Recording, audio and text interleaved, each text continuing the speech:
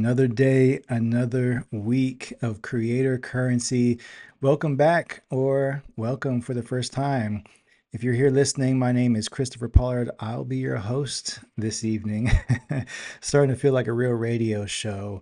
Someone actually told me that I have a radio voice once, and I can't say I disagree. But if you're here listening to this podcast or watching it on YouTube, it's because you are a creative individual, a creative entrepreneur, or soon to be one.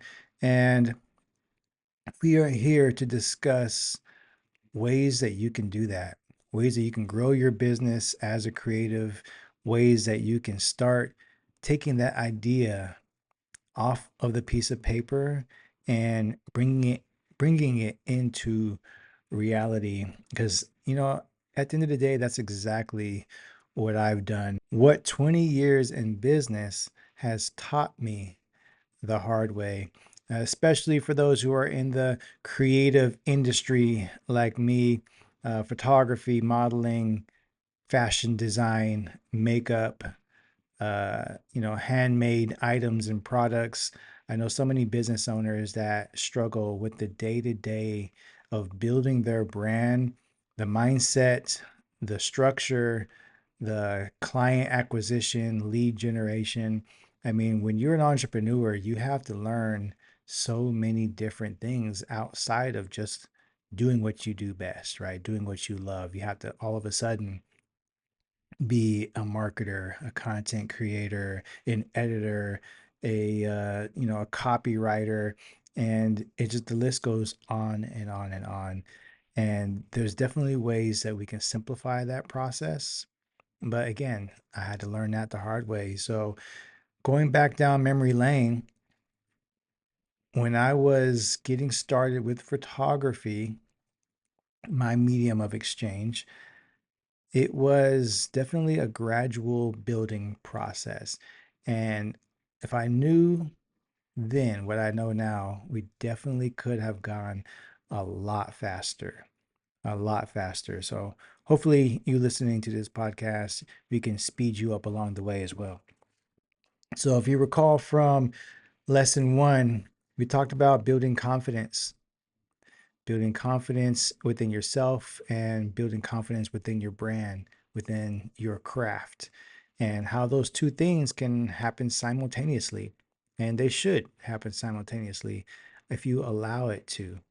Build on you as a person and build on you and the thing that you are creating. So, here in this episode, lesson number two, I've titled it Being Busy Isn't the Same as Building a Business. Being busy is not the same as building a business. That's a bit of a tongue twister there. I remember in 2015, that was the year when my photography business started to grow like it had never done before. I remember that year specifically because it was the first time I was actually booked every single weekend, every Saturday, every Sunday. I had at least one client, sometimes multiple in that weekend. And it was a great feeling. I loved that. I was just like feeling, hey, I'm the best photographer there is now. Like, I started to get a little cocky with it. Like not too much, but like, hey, I'm on fire right now. People are booking me, they're messaging me, they're paying my rate. I'm showing up to the studio, I'm showing up to these locations, I'm doing these events, I'm doing graduation photo shoots and birthdays, and I was just on fire. And it was a really great feeling. I had a lot of momentum at that time. And to me, even though I was working a 9 to 5 job and I was raising my daughter, she was about 2 years old at that time, it felt like success. It felt like I was doing everything that I was supposed to be doing. I worked about 7 a.m. to 4 p.m. most days. My day to day schedule was work, pick her up after work from daycare, go home, cook dinner, play games, whatever she wanted to do at that age. And when she was in bed, I was editing photos, and I stayed up late and did it all over again for an entire year. No weekends off. But that is not a complaint. It felt good to be, just that booked and busy. I think all of us have some sort of goal of being booked and busy. It's a validation that your ideas, your craft, your creativity is desired and people are willing to compensate you for that. So that felt good. But what I realized is after that year was up, after that year was up, being booked didn't equate to building my business. And let me explain what I mean by that, because when I sat down and I looked at the numbers of how much did I make that year between my job and my part-time photography career, and the numbers just weren't that high. I mean, I'm grateful for what they were. I was able to pay rent. I was taking care of my daughter, and I had, the younger they are, just so you know, if you don't have kids, the younger your kids are, when they go to daycare, it costs it costs a lot more than you think. But really, I wasn't making too much of a difference in my lifestyle. And what I mean by that is, hey, I wasn't traveling, I wasn't getting fancy clothes, I wasn't buying a new car. I was just in the swing of things, living my day-to-day life. But I quickly realized I wanted more. I needed more. And I had to change the way I was doing things in order to grow. So I'm going to give you some tips here, some advice on what I was doing wrong and what I changed that actually allowed me to put myself in the right position to leave my full-time job and pursue my creative passion as a full-time career. And a lot of that had to do with presentation and pricing. Presentation and pricing. I know a lot of creative people that are like, I don't know how much to sell it for. I don't know how to set my prices the correct way. That you're kind of like, and sometimes in a position of, I don't know, how much would you pay me for it? Like, if you've never sold something that you've made or something that you can do, then it can be hard to know your value. It can be hard to know your worth for your ideas. So I felt the same way. Mind you, I was booking those sessions for anywhere between $99 to 200 bucks. Pretty low, sometimes 250. Maybe if it was a per hour, if it was an event, I might go an hourly rate. I learned to have a minimum of a 2 hour minimum for events, because why am I going to drive across town for a 30-minute birthday because you don't want to pay the full price? There was too much negotiation between myself and the customer. And what I learned is that negotiation happens more when you don't have the right type of presentation. So think about it this way: when you go to a restaurant and you open up a menu and you're trying to decide what you want to eat, all of the items on that menu have a name, have their ingredients, what's included, and depending on what restaurant you're at, it has a price. So you know exactly how much it is and you know exactly what you're getting. You need to have this same type of menu, quote unquote, for your business.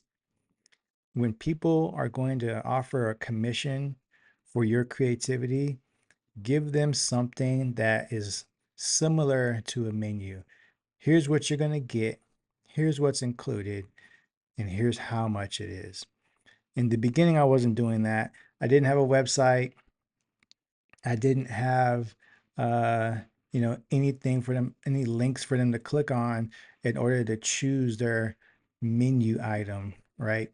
It was just me directly messaging them back on social media.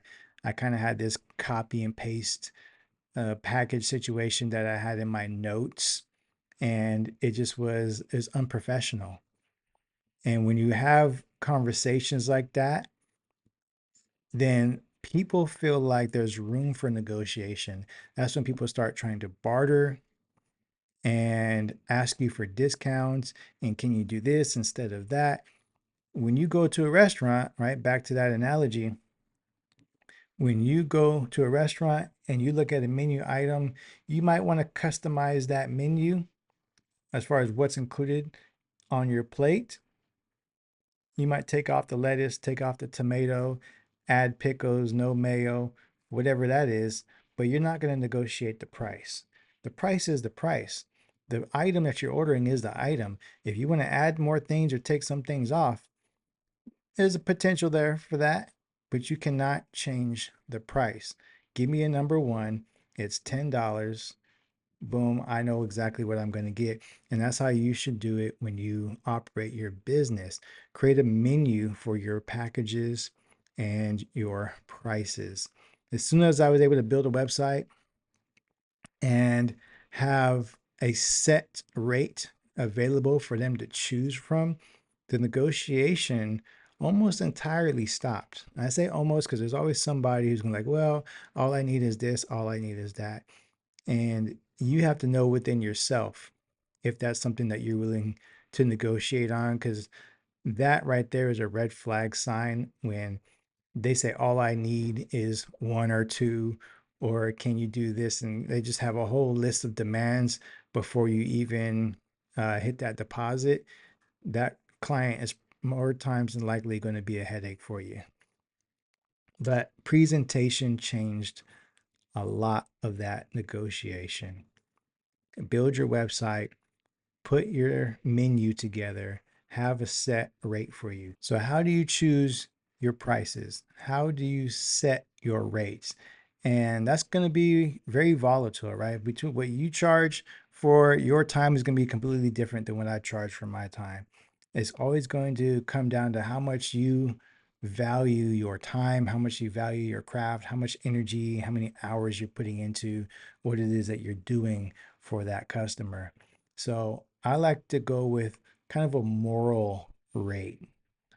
If you can stick to your morals, then you're going to find a sweet spot in there. And doing it this way, a lot of you are going to underprice yourself, especially in the beginning, because you don't know how much you could be getting. But here's how to do it. Make up a number that you would like to be offered for the product or service that you are providing.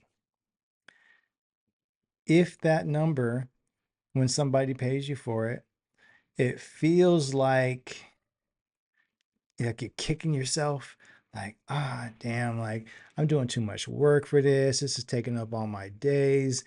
I got all this stuff to do afterwards that they don't understand. Like you used to start, it feels like a job that's not worth your time. Then you need to raise that number up, because you don't want to be doing something that you love and that you're creating and then kicking yourself and be mad at yourself for doing it in the first place. So if the number isn't right, you're going to feel bad about the amount that they're giving you.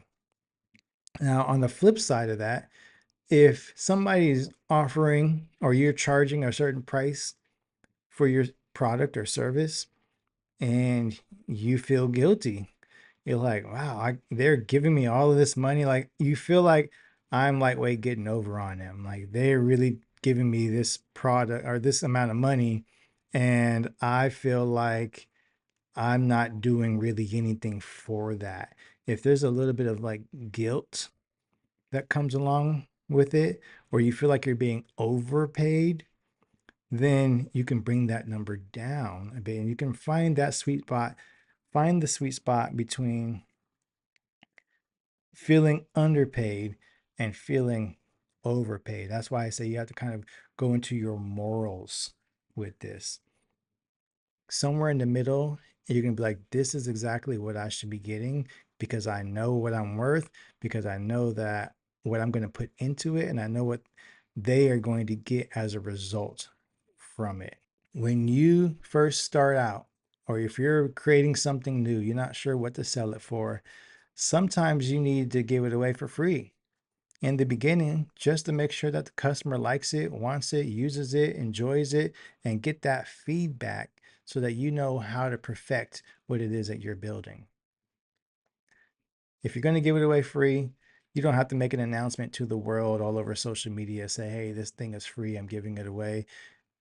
Pick and choose who you want to give it away free to so that you can get the feedback or the testimonial. Then from there, you can always ask that customer, how much would you pay for this?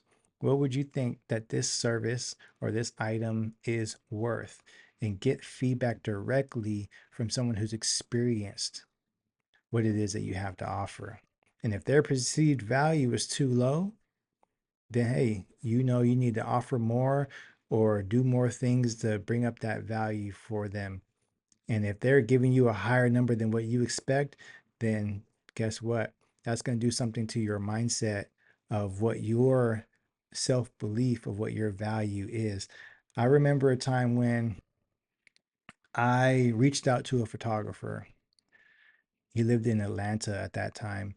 And I said, hey, I love your work, what you're doing. It's amazing. You got all these followers on social media. You seem pretty booked and busy as well. What do you charge for your sessions, if you don't mind me asking?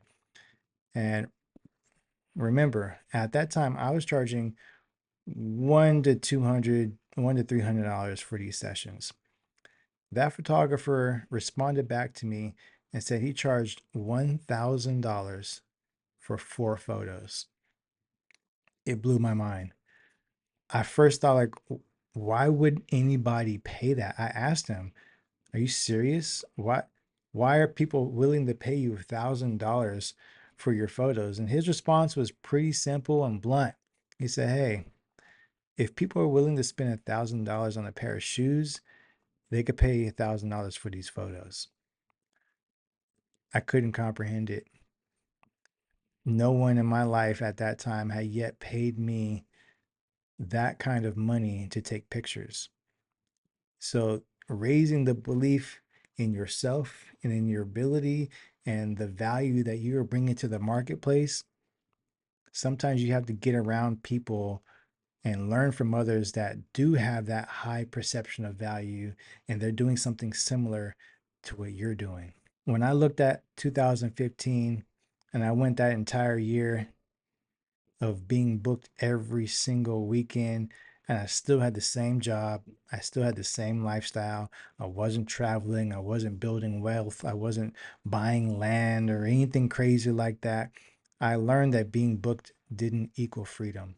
Being busy didn't equal growth. It just meant trading my time for money and maybe kind of efficiently, right? Like I said, I'm not complaining about it, but it was definitely a life lesson that I learned.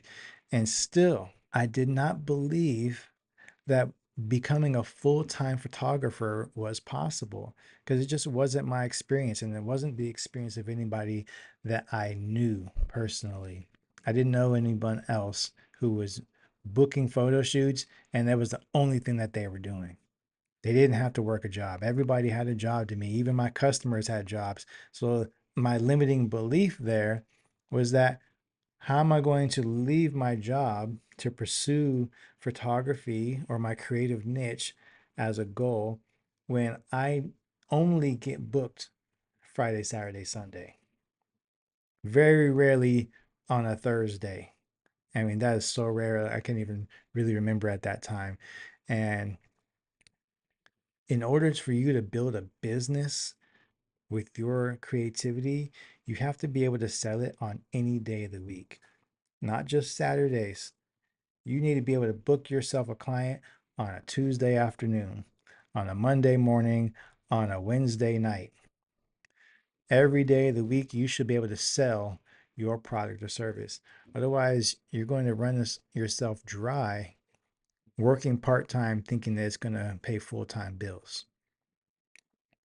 I didn't know that more was available to me had I just focused my attention, my desires, and getting around the people who lived the lifestyle that I wanted to live.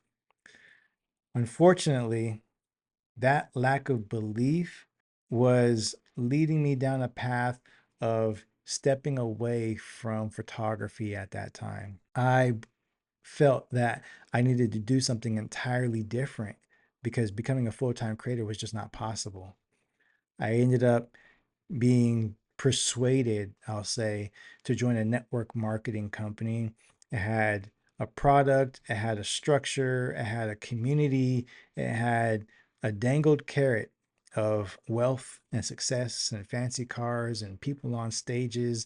And we used to go to these huge conferences, and it was all just very intriguing of how someone could create success and just seeing it so close and in real life. I mean, there was thousands of people at these conferences, and the belief that I could create wealth and success and happiness and provide for my family was just so high at that time. I thought that's what I was supposed to do with my life. I put almost all of my energy into doing something completely different than my creative passion because didn't believe that my creativity could pay the bills. And it derailed me from my purpose. And we'll talk more about that experience in a future episode. But I want to re encourage you as well. Make sure that there is a demand for the create the creative niche that you're in. Is there a demand? Are people willing to pay for that product or service? If they are, can you sell it? Can you sell it on a Tuesday and on a Saturday? Can you sell it every day? These are the questions you have to start asking yourself if leaving your 9 to 5 is a goal of yours. You have to be able to repeatedly offer a product or service on any and every day of the week without feeling that overwhelmed burnout or it taking up 24/7 of your time. And I think even that is an issue because I know so many talented and creative people, and they're also control freaks. They have to have their hands in every single piece of the process from messaging customers to building the thing to dropping it off to shipping it to like so much of that could be outsourced. You don't have to have your hands in every part of that. Building a business also means outsourcing the parts of the business that you don't want to do or that you don't enjoy doing. The great thing about me stepping away from photography in 2016, those next few years taught me a lot about myself and business. It taught me how to sell. It forced me to read. It forced me to listen to podcasts. It forced me to grow as an individual. It put me in an uncomfortable space that allowed me to present myself as a professional, because that's what that network marketing company required. We always had to dress up, wear suits, go places, shake hands. Again, the whole talking to strangers things came up, and it really forced me to get outside of my comfort zone in order to become the successful person that I wanted to be. Ultimately, the lessons that I learned through that, it didn't work out. I failed miserably. Failed miserably. It was almost, I would say, a complete waste of time financially, but allowed me to build myself up that I now implement this same mindset towards something that I'm actually passionate about. When you fix your presentation and you set your prices and you start building your business in a way that allows you to sell your products and services on a daily basis, you're going to start being able to outsource parts of your business that no longer serve you. A really great book on this is The E Myth. The E Myth. I'll put a link to the book and some of my other recommended books that you should read as a creative entrepreneur somewhere in this podcast or a link in the description. And if you're looking to build your website in that menu that I spoke about earlier, where you can present yourself professionally with pricing, packages, and even automate your follow-up system. I spent a lot of time messaging people back and forth on social media and then following up with them after they left me on red. If that's your experience and you're like, hey, I don't want to be on social media 24/7 trying to convince somebody to work with me. I would rather have a system set in place where the emails and text messages get sent automatically. That's another aspect that added to my flow of business that allowed me to free up some time to actually hang out with my daughter or go do a shoot without having to worry about the inquiries that are in my inbox. I allow things to happen automatically for myself so I don't have to have repeat conversations over and over. As a business owner, you need to add automated tools into your process. You have to have a system in place that's going to allow you to free up your time so you're not manually doing everything and you can have your business on autopilot. Stop doing everything yourself. Stop manually messaging customers and sending emails and following up with them and negotiating with them about prices. And it's overwhelming. You have to have things set in place. And now in 2026 and beyond, we have tools that can do these things for us. But you have to know what the tools are and you have to utilize them to maximize these capabilities. So I hosted my website, I hosted my automated emails, my automated text messages. I hosted my booking services so people can actually put a deposit down and set something on my calendar, all without having to actually speak a word to them through several different softwares. And I'll share those with you in case you're interested. Stripe, you've probably heard of, allows you to take payments like credit cards or ATM. You don't have to rely on Cash App or Venmo or Zelle. You can actually just send them an invoice, have them pay the fee, and it goes straight into your bank account. I've hosted my website on Go High Level. Go High Level is a CRM, a customer relationship management tool. Very, very important. I've been using it for years. It is not only my website, my funnels, my lead generation, landing pages, but it also is my automatic email and text message follow-ups.